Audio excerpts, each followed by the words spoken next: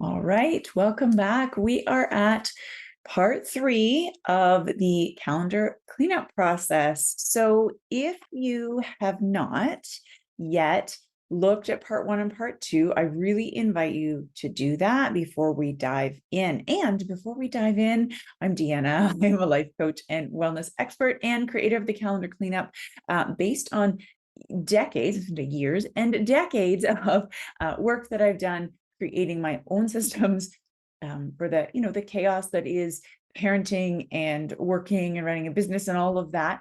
But more importantly, not just what has worked for me, but what I have shared with and coached people through over these years to really help them, as I say, make time for what matters. So the Lunch with a Life Coach podcast is what you are listening to. We are in episode 10 of that whole series.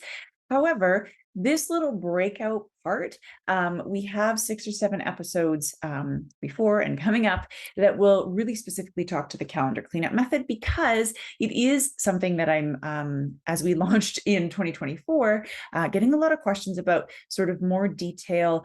People that have joined workshops are also asking for, like, how could I review this particular component? So that's what I'm doing, is giving this away for free, breaking down component by component. So pop back if you haven't yet, as I said, to part 1 of calendar cleanup, and you're going to find that in episode 7 of the podcast. And that part 1 was really about the inventory. Okay. And I'm not going to review that. You can just go back and listen if you wish. Part 2 is the refinement of your inventory and the categorization. So those are the things you really want to have done before you get to this step. Now, what I will say though, if you're here and you're just kind of interested and you're just listening, you want to get a little preview, then, welcome and go for it. If you're actually working through the process, I would invite you to have a listen to those previous episodes. Okay.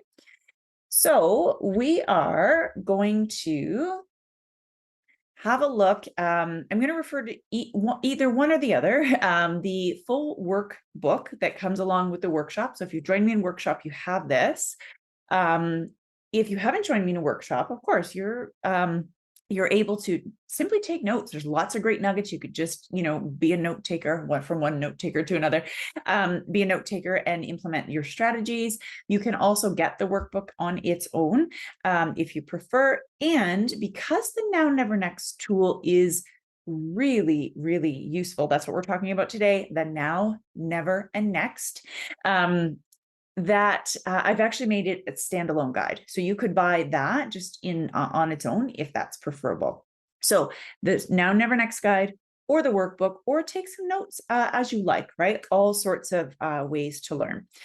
So one of the things that gets in the way for folks in terms of doing really effectively managing their time and making time for what matters, all those things we talk about, is that there are too many things happening all at once on the to-do list.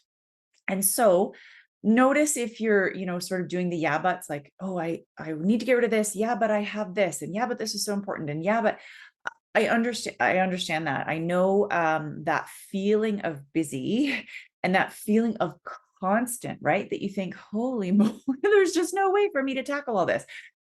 You're right. There isn't a way to tackle everything at once. And when we talk about time management, and there is that sort of vibe or sense of, hey, you can squash it in, you can do it, well, maybe, but what we tend to be missing in that situation, if we're squashing everything in, rest, recovery, and joy, right? Which, hello, those are really integral components of a really well-rounded, healthy, well life. So I want you to buckle up, whatever way that's going to work for you. Buckle up and get ready to refine your to-do list. Okay. The now, the never, the next. This system helps you clarify what's really important, helps you decide what you're doing and not doing, and not promise me, it doesn't matter. It doesn't matter about me. Promise yourself that once you have refined and made those decisions about what's now, what's never, what's next, that you will keep that promise to yourself. Because here's the other thing that I notice: we get this great strategy put together, great planning, and then we just let ourselves fall back into old habits. And we just go, oh, yeah, I can do all that. Yeah, I can do that. Yeah, I can do that. The best laid plans will not work if we don't hold ourselves accountable to that. Okay. So why coaching is so effective. So what does now, never, next mean? Now, what is urgent? What is, like like the 5 alarm fire? What's the thing in front of me I have to deal with? And what are the identified things that you must or wish to want to give your time to? On the urgent list, I invite you to put your health and wellness. And for example, the now principle is or the now step, I should say, is based on somewhat based on Pareto's principle of the 80-20 rule. 80% of our results come from 20% of our efforts. So said another way, if you have a to-do list of 10 things, 2 of those things are going to be the difference maker in the goal. Now, one of the stumbling blocks here sometimes is that we aren't quite sure of the goal. We've got 20 goals on the go. We're trying to improve everything all at once. Folks, it's not going to work. Okay. Going to be a Deanna Downer here. It is not going to work. You are not going to be able to prioritize effectively, efficiently, the way that you want to, all of those 20 things on your list. So what is the goal? What is the particular thing that you are working on in that moment, or for the day, for the week, etc.? And what are the now items for that goal? Now, sometimes, how will I say? I don't want to say misinterpreted, but sometimes the message here lands with folks like, I'm only supposed to focus on one thing in my business. Well, what about everything else? What about feeding my kids? What about, and that's not what I mean. You're prioritizing one thing, let's say in the business space. I know you're still doing all the other things. I know you still have to shower and feed the kids and feed yourself and all those things. But what it means is it's going to take a spot on the calendar. It gets a spot, right? It's not an afterthought. And promise yourself that it is. If you've put 20 minutes, let's say your goal is to write a book this year and you're super busy, etc. You've dedicated 20 minutes a day. You've promised yourself 20 minutes a day. That's a now. It means even with all the other stuff, you're going to figure out how to create that now pocket of 20 minutes to write those pages, for example. Okay. So what is urgent? What moves you to your why? What's effectively moving to your why? Not just keeping you busy. Okay. Now, bear with me here, folks. I want you to really get ruthless because when we talk about the now, to create space, something usually has to be removed. Get ruthless with your calendar. What are the things that, like, everything can't be a now? So here's what happens. We get 20 things. We start to look at those and go, okay, this is the now, this is a now. This is a now, this is a now. You can't do that. If your list now has 19 things, no, we can't. It has to be a little bit more selective than that. So it doesn't mean that you pick 2 of the 20, let's say. It doesn't mean the other 18 simply disappear. That's what we're going to talk about next. Okay. With the next and the now and the never. Ready? Okay. So you've got the now. You've identified when you've got your inventory. This is why step 1 and step 2 are so important, right? This is just the workbook that I'm moving through to make sure that you're if you're using that, you're following along and sort of know where I am. So I'm on page 9 right now. And so if we are looking at, let's say, your 20 things, just as an example, that's the inventory you created. You did refine. It used to be 30 things. You followed step 2, the last episode. You refined, you categorized, etc. Here we are. Now you've got to say, okay, of these 20 things, they can't all be in my calendar today. So what's now? What's the thing moving the needle? What's the urgent thing? Like, maybe it's a doctor's appointment. Maybe like, what's the urgent thing, right? So what do we do about the never? A couple of things here. I want you to ask yourself, when you look at just those items, and don't rush to decision, look at those things and say, why is this on my list? Who put this on my list? How long has it been on my list? Is it a busy work or a have to do, meaning, sometimes we're like, oh, I'd really like to clean out my kitchen cupboards. It's not urgent. It is not urgent. Okay. Maybe for some folks, I'm not sure. I'm not sure. If you're talking about growing your business and taking care of, feeding your kiddos and feeding yourself, it's probably not urgent to have sparkly clean cupboards. So those types of things, when you look and you're like, you know what, somebody else delegated this to me. This doesn't even need to be my thing. Or this particular item has been on my calendar and been on my to-do list for 6 months. You know what? It's not urgent. If you've been able to let it go for 6 months, it's not urgent. So I want you to start to look at what will be never, right? So we talked about the now. What's the never? Now, this sometimes gives folks a little bit of worry. Like it feels a little bit uncomfortable here. There's two options. There's never forever. There's never for now. Oh, too many nows. Never forever means, you know what? I actually don't need this thing has been on my calendar for a year. I haven't done it. There's been no consequence. I actually forgot about it.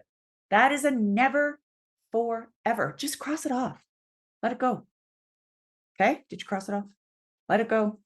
Okay. Then the other side might be a never for right now. So that just means I know that it needs done, but it's not so urgent that I must do it this week.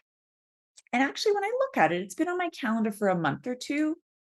I know that my now list is full. What I must attend to this week, this month is full. I do suspect this particular item, that we're reviewing, I think it does need done, but it's not urgent. You're going to decide when you'll revisit.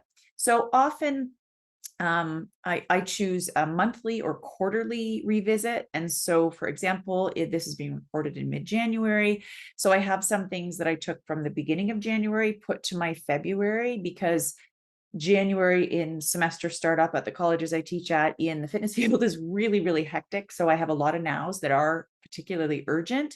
Then I had some that I just said, okay, I know this needs attended to. I'm going to put it to February. Then I had some other items that I actually could defer to next quarter. So January, February, March is quarter one, quarter two starts in April. So I deferred to April. So that's the sort of never for just for right now. So what it does is two things. You put it in, you move it forward, you defer it so that you know that you'll revisit it. It will get attention because you've decided that it does need, and it doesn't take up space. It doesn't add to that mental load of you trying to hold on to it, to go, oh my goodness, I can't forget to do X. Oh my goodness, I can't forget to do Y. You know what? You've written it in your calendar. It can come out of your brain because you'll flip the calendar to February or to April and you'll see it. Okay. And then finally, the last step is what's next. So again, I'm trying to keep these under 15 minutes for you. I know we're running a little bit long in this one, but this one's really key. This whole process is key. This refinement step, the now, never, next, is also something that I actually revisit once a month and just make sure. It only takes me probably about 5 to 7 minutes now because I just have done it so often. So the next is the last step. So if you're looking at the workbook, I'm on page 10.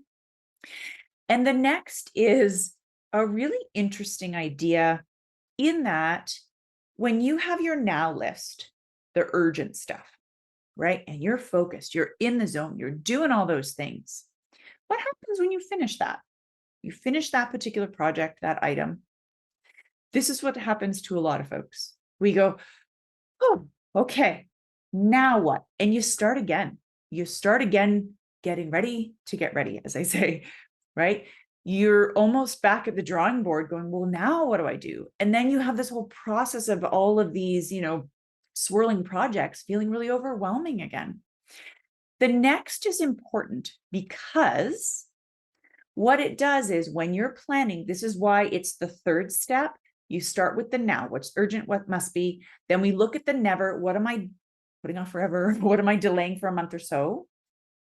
And now I want you to say, okay, what's next? And this means when my now list is done, when I have prioritized, kept the promise to myself to do the things that are on my now list, then immediately I start the next. I don't waste any time. I don't spend more of my mental energy reorganizing. I simply shift from now to next. And what happens also is that it helps you stay on track, because in your overall planning process, you have strategically done the now, never, next. And instead of doing something else, I'm done my nows, well, maybe I'll do that. No, maybe I'll do. You strategically put this plan together, you step in without even thinking about it, without even giving yourself a chance to talk yourself out of it, right? You go right into the next. So when you then shift into the next step, right? You know what's going on. I know where I'm headed. You start working on this list. Do you know what has happened? Your next list, right? The list, not the next one to come, but the list that is titled next, those have become what you're focusing on right now, right? You've ticked off some project, you've shifted it really well into this next area. There's a little review that can happen, right? And you go, wow, look at, I'm moving through this next. These are the things that are now urgent that I'm working on. What will come next? And you can continue, and you'll get really good at realizing when something's a never. And you go, oh, I do not need to do that right now. You do not, you little to-do list or to-do item, you don't need my attention. I'm going to put you in the next month or the next quarter, or I'm going to get rid of you because I realize I actually don't need to do that. Okay. So now, never, next. Create a process for yourself once you go through this, and then put a note in your calendar, maybe the beginning of every month, the end of every month, the middle of every month, I don't know, and really have a look. I actually do a quick review on Sundays just to see what's now, like what are the projects that really grab my attention when I move through, what are the things I do next?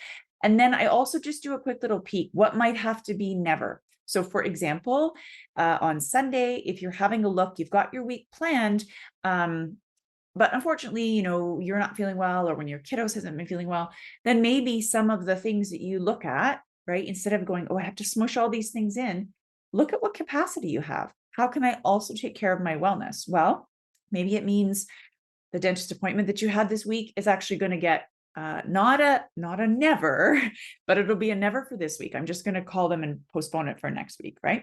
How can you make sure you create the time to stay with those urgent now items, which also includes your health and wellness, right? So if you need more information, more support, etc., email me, Deanna at deannalangfordcoaching.com. You can visit my website, deannalangfordcoaching.com, and click on that coaching option, and you can see all the different options and information and whatnot. I wish you well, and I will see you back very soon for step number 4 of our process. See you soon.